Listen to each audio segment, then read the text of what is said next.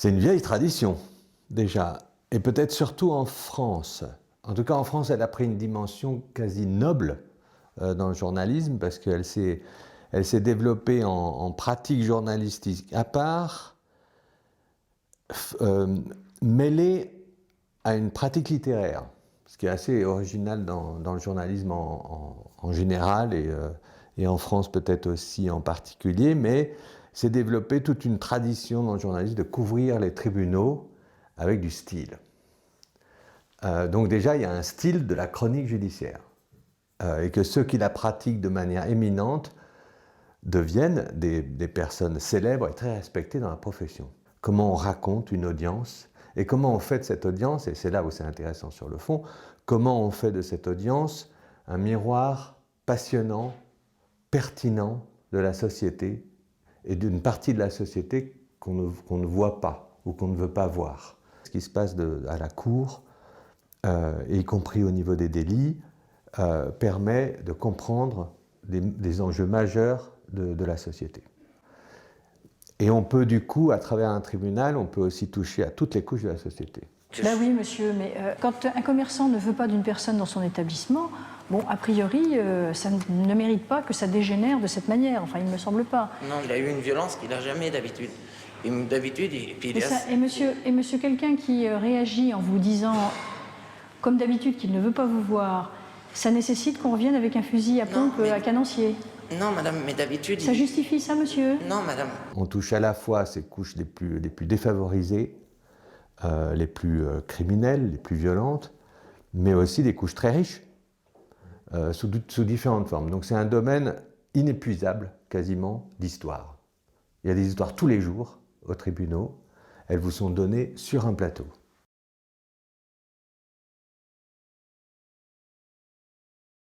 La couverture judiciaire, à mes yeux, n'implique pas un état de droit particulier, ou une liberté de la presse absolue. On peut tout à fait aller couvrir des procès de droit commun, du quotidien, dans des pays à régime autoritaire, et en faire un art journalistique. En ce moment, je travaille avec des journalistes ukrainiens qui suivent les tribunaux pour développer l'art de la chronique judiciaire. Bon, ils travaillent dans un contexte qui est délicat, qui est difficile, avec d'énormes problèmes de corruption, une liberté de la presse très récemment acquise, réelle mais quand même fragile. Ils peuvent tout à fait développer leur art de la chronique judiciaire, y compris s'ils n'arrivent pas à l'appliquer à des histoires qui sont trop sensibles politiquement dans le contexte ukrainien aujourd'hui, soit vis-à-vis de la guerre, soit vis-à-vis de la corruption des élites, eh bien, ils pourront quand même le développer sur tout le reste. Donc ça, c'est quand même assez intéressant, c'est que c'est une pratique journalistique qui peut se développer, qui peut s'épanouir dans un contexte de régime autoritaire.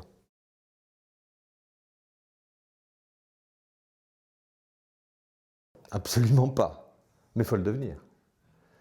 Alors là, c'est la chronique judiciaire, couvrir les tribunaux, c'est quand même une spécialité, c'est un domaine particulier, comme toutes les spécialités, comme quand on est journaliste scientifique ou journaliste médical, on doit apprendre.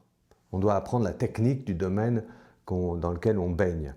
Bon, ben là, la technique, c'est le droit.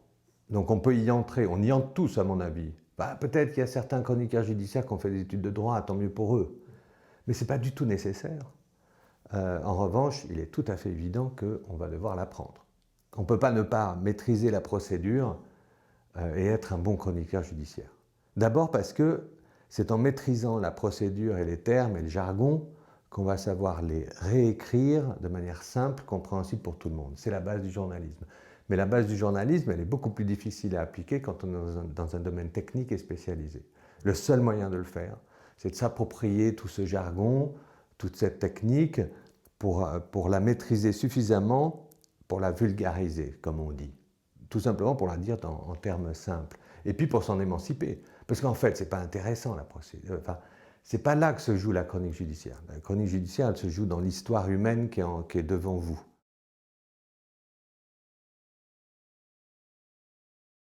À ma connaissance, aucun chroniqueur judiciaire local ou national est devenu un chroniqueur judiciaire international.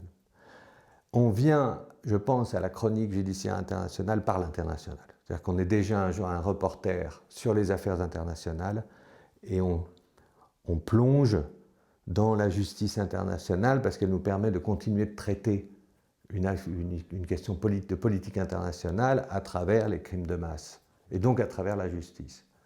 C'est comme ça, à mon avis, qu'on arrive à la chronique judiciaire internationale. Je ne suis pas sûr qu'il y ait un pont finalement entre le national et l'international évident, en tout cas pas dans la pratique.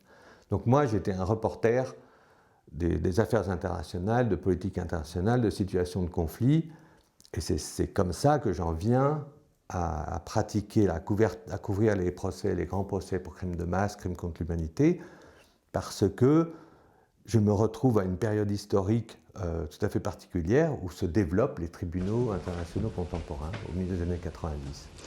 The International Criminal Tribunal for the former Yugoslavia is now in session. L'audience du tribunal pénal international pour l'ex-Yougoslavie est ouverte. Please be seated.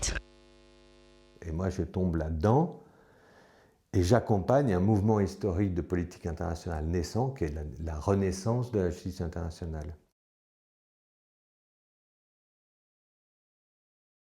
Un procès, c'est une unité de lieu très praticable, et puis c'est toujours une histoire d'un individu. Et à travers les procès pour crimes de masse, en fait, j'ai trouvé que c'était un terrain de travail d'une richesse infinie pour embrasser l'histoire dramatique d'un pays. Quelle ambition, quelle présomption, c'est impossible. Et là, tout d'un coup, ça devient possible puisqu'on le fait à travers l'histoire d'un homme ou d'une femme, enfin d'un individu.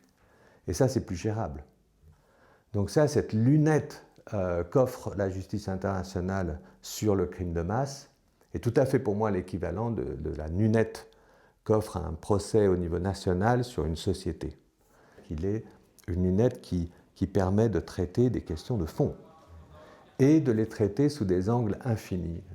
Quand on a un peu marre de traiter, par exemple, sur un plan juridique, à un moment donné, c'est fatigant le juridique, et ben on peut tout à fait continuer de traiter la justice sur un plan philosophique, sur un plan historique, sur un plan politique. C'est un grand enjeu de politique internationale ou psychologique.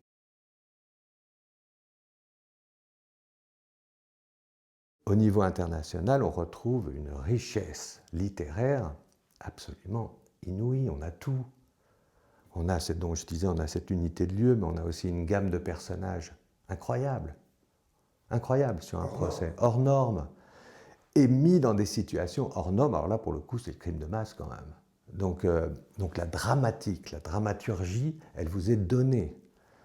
Donc là, on peut développer du coup un travail d'écriture qui reste du domaine du journalisme, de la non-fiction. Alors là, c'est une grande tradition américaine, mais où on applique les techniques du roman, techniques littéraires. Et là, on peut se lancer du coup dans des travaux de journalistique d'autres formats, des formats longs, livres, qui restent du journalisme, mais au grand format.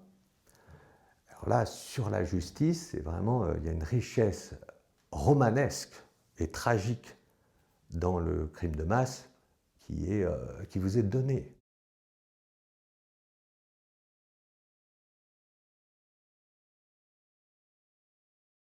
Je pense qu'on peut en tirer des éléments clés assez simples qui permettent à tout le monde de se souvenir ce que c'est. Génocide, par exemple. On a deux éléments qu'il faut retenir, c'est l'intention de détruire. Ça, c'est très spécifique au génocide. C'est l'intention de détruire une population qui va appartenir à 4 groupes. Il y a seulement 4 groupes au niveau international qui sont reconnus comme étant des groupes pouvant être victimes d'une destruction.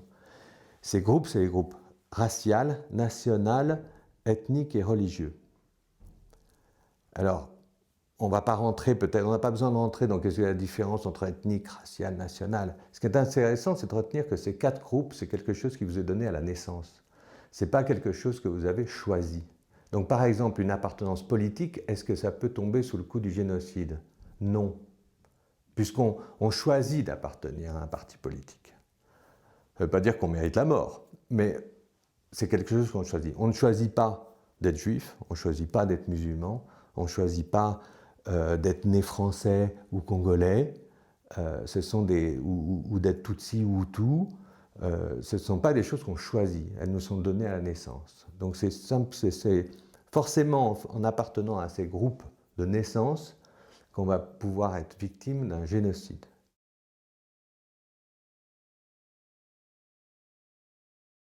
Le crime contre l'humanité, c'est l'attaque systématique ou généralisée contre une population civile. C'est tout. Alors ensuite, essayez de comprendre qu'est-ce que c'est être systématique ou généralisé. Bon, ben, systématique, il faut qu'il y ait répétition. Dans le temps, on peut avoir répétition, du coup on a un caractère systématique. Ce n'est pas un incident unique. Et généralisé, et donc c'est l'un ou l'autre. Ça peut être les deux. Mais on n'a pas besoin. Et généralisé, c'est donc on voit bien que c'est sur une surface, une grande ampleur. Voilà, donc il faut une attaque systématique ou généralisée contre une population civile. Vous voyez bien que là, dans le génocide ou le crime contre l'humanité, on n'a pas besoin de conflit. On peut perpétrer un génocide ou un crime contre l'humanité dans une situation de paix. Et c'est là où le crime de guerre va se différencier.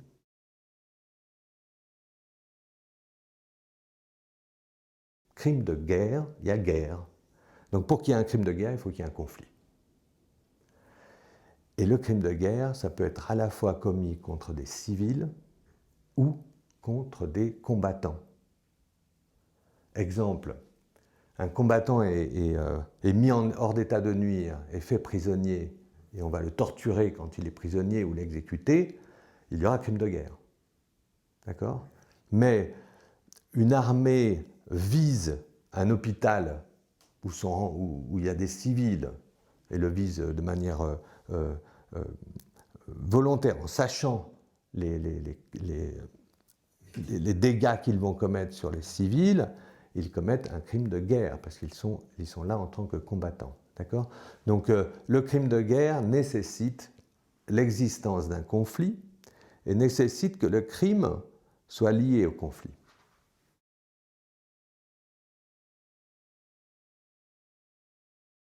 La justice transitionnelle, du coup, ce n'est pas seulement le pénal. Les procès, c'est une partie seulement de la justice transitionnelle. La justice transitionnelle, c'est un peu théoriquement, la théorie autour de ça, c'est tous les mécanismes de justice ou parajudiciaire qui permettent de passer, en théorie, d'une situation de conflit à une situation de paix ou d'une situation de dictature à une situation de démocratie. Et c'est le traitement des violences significatives, donc on dit des violences de masse, qui ont eu lieu sous la dictature ou pendant le conflit, et comment on traite cette violence. Et or, on ne la traite pas seulement à travers des procès, on peut la traiter à travers des commissions vérité, qui sont des organismes non judiciaires de recherche de la vérité et d'écriture de ce qui s'est passé, de récits. Ça peut être des programmes de réparation, ça peut être des travaux de mémoire, comment on organise la mémoire, ou ça peut être des travaux de réforme juridique quand on estime que les lois ont servi l'oppression. Et donc il faut changer les lois pour sortir de l'oppression. Tout ça, toutes ces initiatives, qui sont des initiatives de justice après crime de masse, après atrocité de masse, tout ça, ça constitue la justice transitionnelle. Ça peut concerner l'environnement, ça peut concerner les entreprises. Ça, c'est les terrains les plus excitants aujourd'hui, par exemple. On est quand même passé d'une notion du crime de masse qui est assez classique, basée sur le conflit ou la dictature, qui existe toujours, à des notions beaucoup plus contemporaines de violence de masse qui peuvent comprendre le vol des terres. La terre, partout où vous voyagez, vous voyez bien que la terre est une source de conflit absolument majeure partout dans le monde, et au nord comme au sud. Donc là, on a des sortes de violences qui sont faites à des communautés d'hommes de manière tout à fait massive, et qui, à mes yeux, sont en train de rentrer dans le domaine des mécanismes de la justice transitionnelle, ou de ce que la justice transitionnelle traite.